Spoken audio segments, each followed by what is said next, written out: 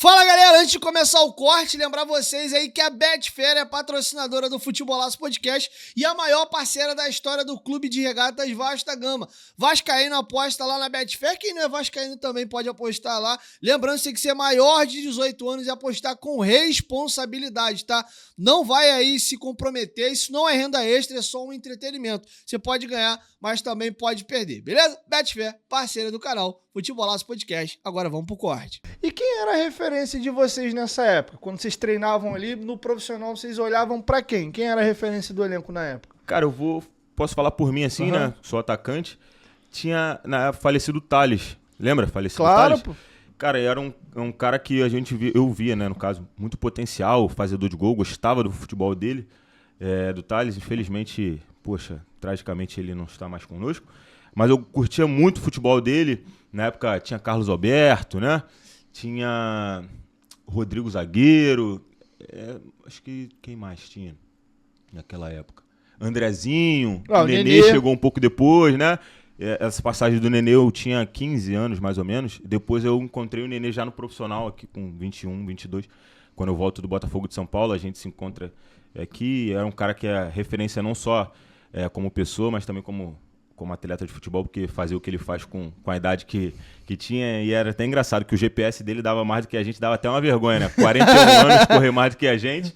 Mas é gente boa demais. É muito bom estar no dia a dia com o Nenê, entre outros atletas que eu pude desfrutar ali no dia a dia. E como é que foi essa subida pro profissional, Hugo? Como é que foi a notícia? Você lembra do dia? Como é que chega a informação que, agora vamos participar do profissional?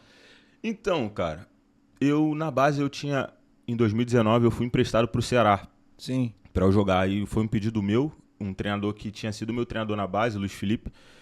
Na época de Sub-14, né, onde eu despontava ali, ele assume o Sub-20 do Ceará para jogar uma Copa do Nordeste no ano de 18 e virar o ano para jogar a Taça São Paulo em 19. E aí ele me liga, falou, Caio, como é que você tá aí? Eu falei, cara, tô bem, tô treinando, e tô no elenco aqui, jogo pouco, eu entro em algumas partidas, outras não, outras fico fora da relação, então realmente eu quero respirar novos ares. Ele, cara, então... mas como é que você tá fisicamente? Cara, eu tô fininho, me cuido e tal, eu treino 2 períodos.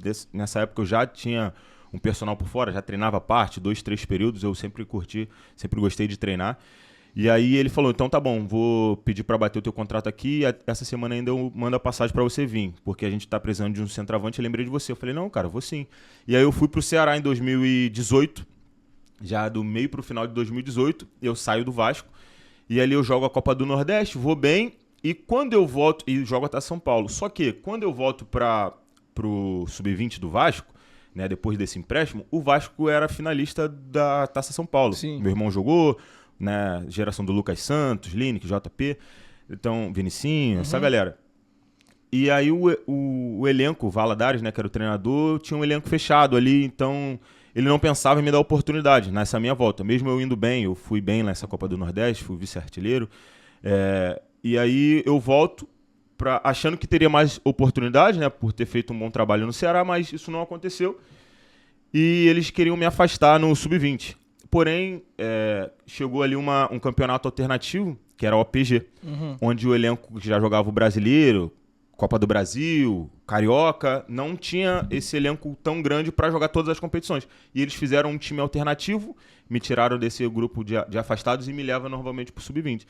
E ali com 3 jogos eu tinha feito 3 gols, e um desses o meu irmão joga pela seleção em São Januário, e eu faço um gol no mesmo dia que ele faz um gol na seleção. E aquilo começa a soltar um burburinho e tudo mais, e aí eu começo a ganhar mais oportunidade.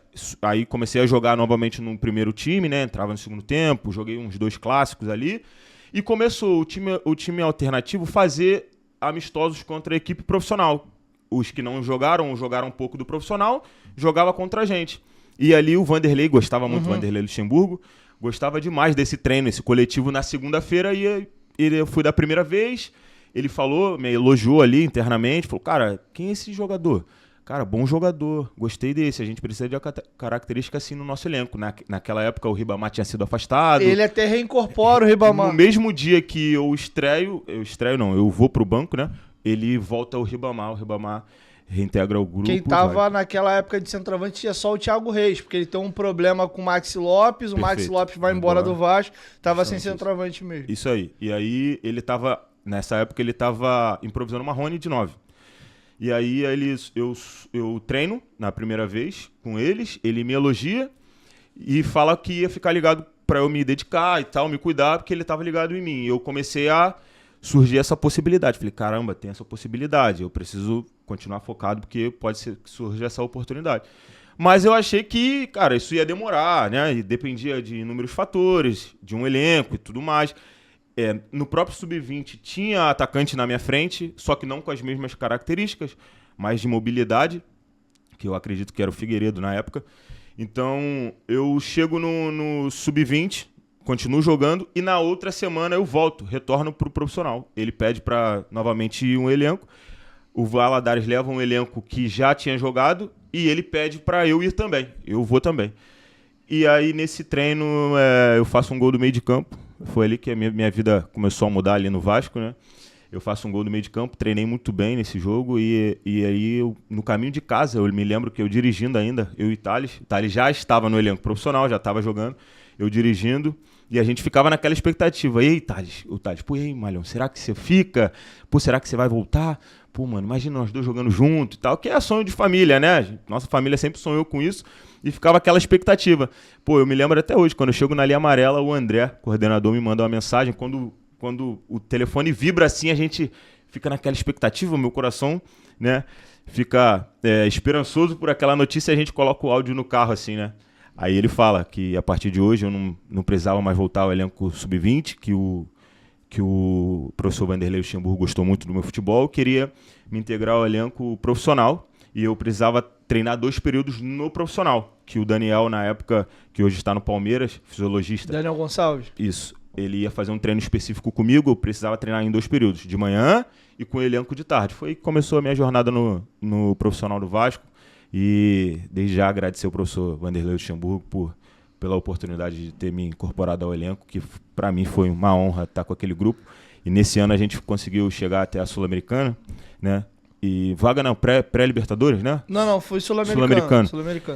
Naquele ano a gente fez uma grande campanha, nós terminamos em 9º, se não me engano. Ele pega o time em último colocado, com 3 pontos, né? A gente deu uma arrancada, chegou a flertar com Libertadores. Sim, ficou naquela aí deu uma rateada, final. acabou em 12º. 12º, né? 12º. Então, eu me lembro que a gente foi bem esse ano ali, no finalzinho, e logo após o professor Vanderlei Luxemburgo, ele vai pro Palmeiras. E aí, galera, curtiu o corte? Aproveita dessa moral, se inscreve aí no canal. Novos episódios vão ao ar entre 1 e 2 vezes por semana e os cortes estão aqui no canal todos os dias. Muito obrigado, espero que vocês tenham gostado do nosso conteúdo. Dá essa moral, se inscreva aí no canal e até o próximo episódio ou próximo corte.